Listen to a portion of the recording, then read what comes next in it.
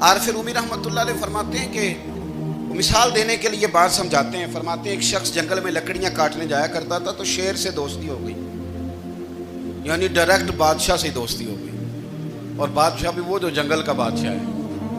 جنگل کے بادشاہ سے دوستی ہو گئی. اب وہ لکڑہارا غریب آدمی تھا, لکڑیاں تو کاٹنی ہوتی تھی.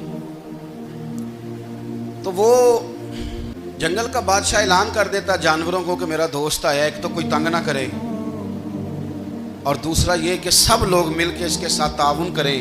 کبھی کوئی جانور لکڑیاں اکٹھی کراتا, کبھی کوئی اپنی پشت پہ گدھا, بیل, گھوڑا, خچر رکھ کے وہ لکڑیاں باہر چھوڑنے آتا. تو اب اس کی بڑی دھوم مچ گئی جنگل کے اندر. لکڑہارا مزدور تھا, وہ بادشاہ سے دوستی کر کے بادشاہ ہی بن گیا.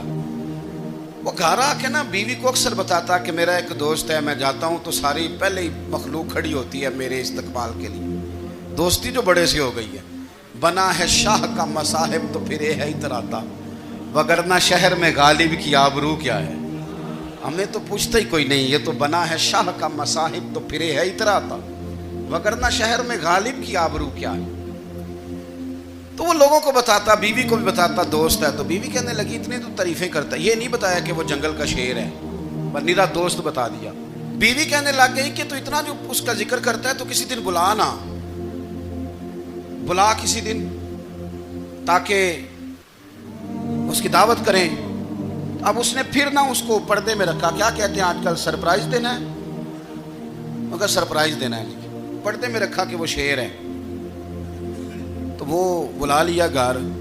اب اس کے لیے کچا گوشت, ظاہر ہے شیر نے کچا گوشت دکھانا تھا. وہ کہنے لگی پکانا کس طرح کا ہے. وہ کہنے لگا جب وہ آئے گا پھر بتاؤں گا. اب وہ کچا گوشت 2-3 بکرے ذبح کر کے ڈال دیے. وہ آ گیا شیر. عارف رومی کہتے جب وہ آیا نا تو اس کی بیوی نے دیکھا تو اس نے ایک سخت جملہ کہہ دیا. کہنے لگی اوہو, میں سمجھی تھی پتہ نہیں کون ہے, اس طرح کے درندے تیرے یار ہیں, کتے بلے دوست بنائے ہوئے ہیں, یہ کیا بات ہوئی. خیر وہ شیر نے سن لیا, گوشت کھایا, وہ چلا گیا. اگلے دن لکڑہارا لکڑیاں کاٹنے گیا تو شیر نے ملاقات کرتے ہی لکڑہارے سے کہا کہ یہ نا کلاڑی اٹھا اور میری پشت پہ نا ایک زخم کر دے. اس نے کہا نہیں میں یہ کام نہیں کرتا, تو میرا دوست ہے. اس نے کہا سن بھائی, میں نے پیار سے کہا ہے تو مان جا, ورنہ میں ہوں شیر, میں نے تجھ سے منوا ہی لینا ہے, میں کوئی تکلیف دوں گا مناسب نہیں, تو کر. اس نے کلاڑی اٹھائی اور اس کی پشت پہ ایک زور سے زخم لگا دیا, خون بہنے لگا. اس نے کہا تو نے آج کے بعد آنا ہے, لکڑیاں کاٹنی ہے, تجھے کوئی کچھ نہیں کہے گا, بس یہ ایک حکمت تھی جو میں نے کیا ہے. قصہ مختصر. وہ آتا رہا, لکڑیاں ملتی رہیں, خدمت بھی ہوتی رہی. 6-8 ماہ گزر گئے. ایک دن شیر اس سے کہنے لگا یہ میرے ذرا بال اٹھا کے دیکھ, وہ جو تو نے زخم لگایا تھا وہ کہاں پہ ہے. اس نے وہ بال اٹھا کے دیکھا تو زخم ملا ہی نہیں, کئی جگہ پہ ٹٹولا کا, یار یہاں تھا, یہاں تھا, یہاں تھا.